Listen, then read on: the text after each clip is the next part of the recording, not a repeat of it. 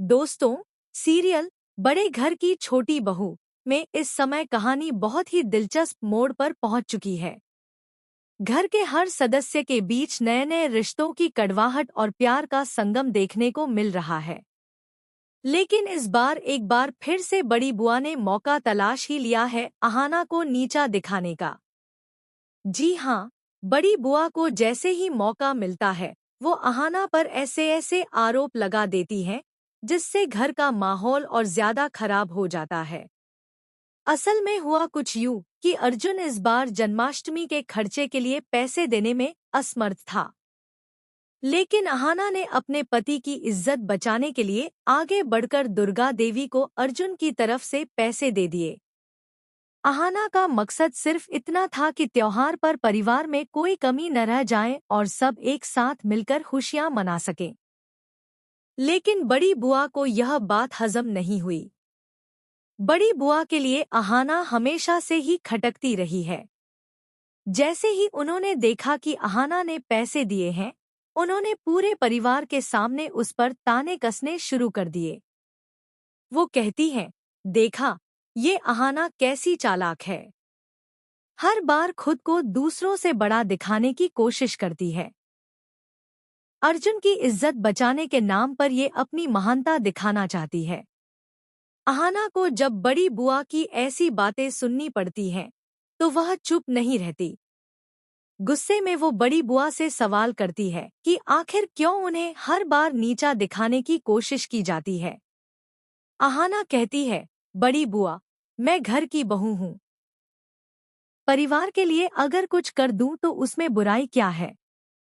त्योहार का समय है, भगवान श्री कृष्ण का जन्मोत्सव है, तो उसमें एक दूसरे की इज्जत उतारने की बजाय हमें मिलकर खुशी मनानी चाहिए।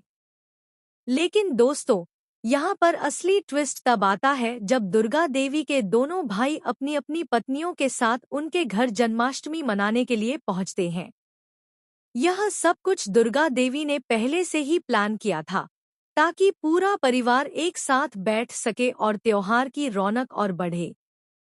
परिवार में खुशियां लौटती दिखती हैं, लेकिन बड़ी बुआ को चैन कहाँ।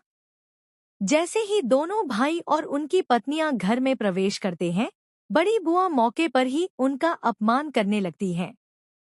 वो तरह तरह की बातें कहती हैं, ताने मारती हैं और यहाँ तक कि उनकी इज्जत के साथ खिलवाड़ करती हैं।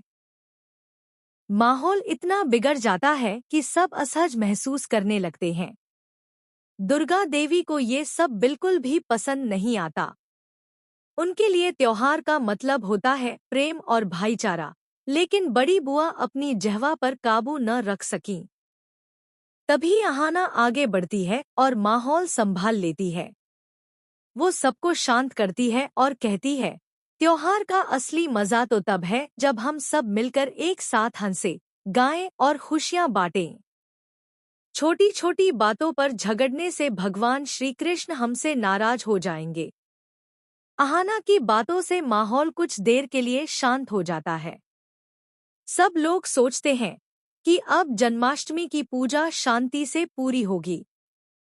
लेकिन दोस्तों, बड़ी बुआ की जुबान इतनी आसानी से रुकने वाली नहीं थी। पूजा और प्रसाद के बाद वो एक बार फिर पूरे परिवार के सामने दुर्गा देवी से सवाल उठाती हैं। बड़ी बुआ कहती हैं, दीदी, आपने इस बार सबको क्यों पैसों के लिए परेशान किया? सिर्फ इसलिए कि आपके दोनों भाई घर आ रहे थे। आप चाहती थी कि दिखावे के लिए सब कुछ भव्य हो।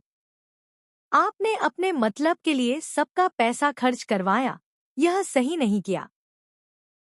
दूसरों की मेहनत की कमाई को ऐसे दिखावे में उड़ाना कौन सी समझदारी है। उनकी ये बातें सुनकर पूरा घर